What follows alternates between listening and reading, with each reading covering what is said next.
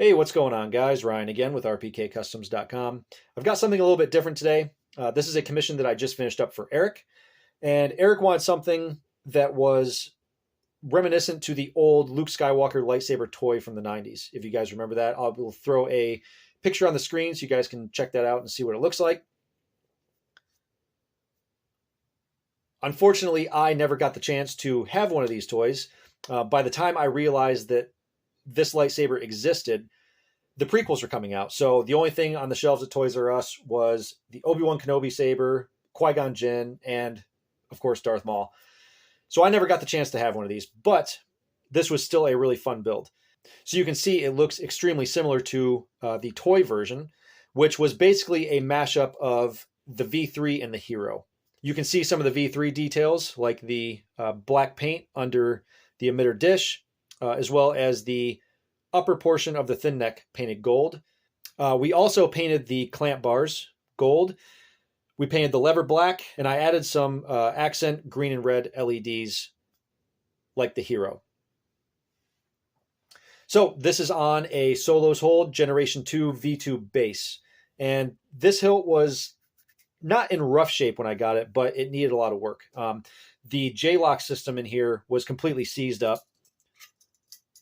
And Eric requested that I get these apart, try to get these apart and remachine them so that the tolerances are a little bit more acceptable, so that it is easier to take on and off. Now, I don't have the set screws in here, which is why I'm not twisting this.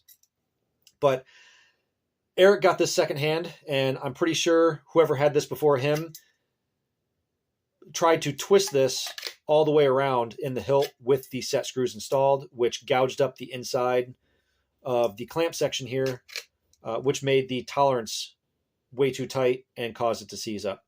So I got that rectified.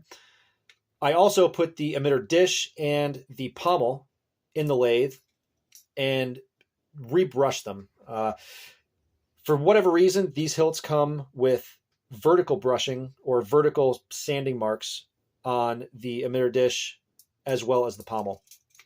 I'm not sure why it has those on there. It just seems like one extra step, one extra operation when you are machining this. But I got that taken care of. So it looks a little bit more natural now.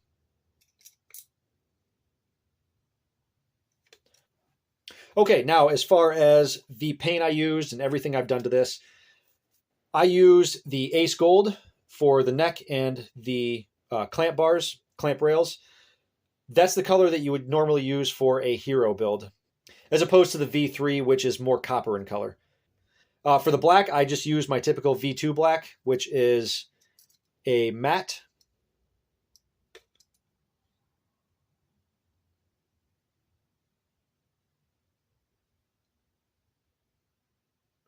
Now, I've tried chemically aging levers, these Graflex levers in the past, and I've never had good results doing that. So I ended up just using paint.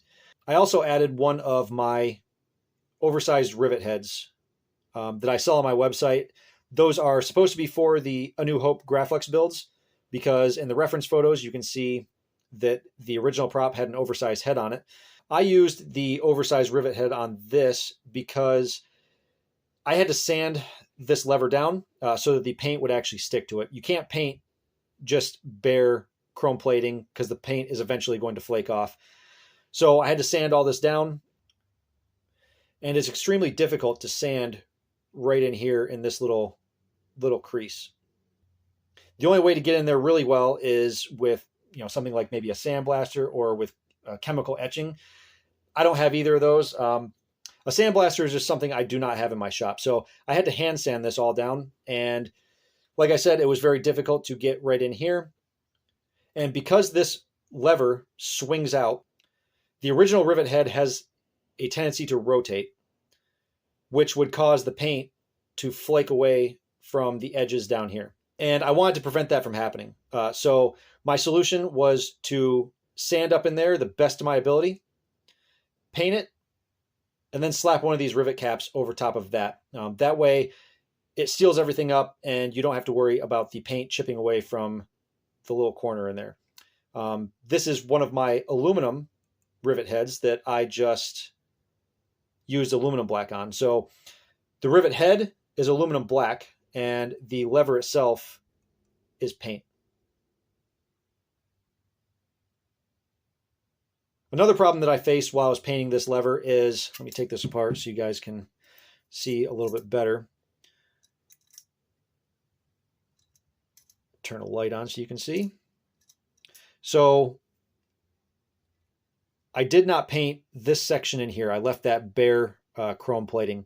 And the reason I did that is because when this lever rotates, you run the risk of the paint chipping off of the face here, which could ultimately lead to the paint chipping off of the face around that. So I wanted to prevent that from happening, so I just left that bare. Now the arrows were something that I added on. Eric originally requested that I mill this out and put arrows in, but I do not have a mill yet. That's something that's still on my list of tools that I need to get. But what I did have were these guys right here. And these are triangle LEDs. I believe I got these a couple of years ago from KR Sabers. So they are triangle in shape. And what I did was I just shaved these down so that it was just a couple millimeters tall, and then I simply glued these on the face of the clamp bar. Now these can be made functional if you drill holes behind the arrows and mount LEDs from the inside. However, if you do that, you're only going to be able to see the circle where the hole is drilled. The entire triangle is probably not going to light up. It might light up a little bit, but that hole is going to be pretty prominent. So I just have these glued on for now. If you would like me to drill these out and mount them so that you can maybe have these functional one day, I can do that. But I just wanted to get your opinion on that before I go ahead and drill through your clamp bar.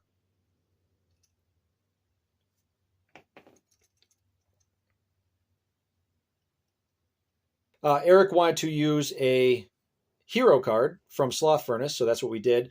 Now I had to trim this down a little bit on one side because the hero cards are a little bit wider than all of the other clamp cards. Those are not meant for a Graflex clamp.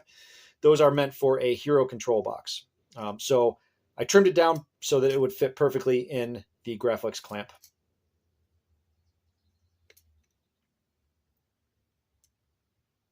And you can see that nice blue color.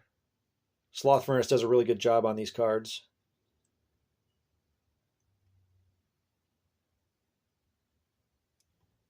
And that's basically the build.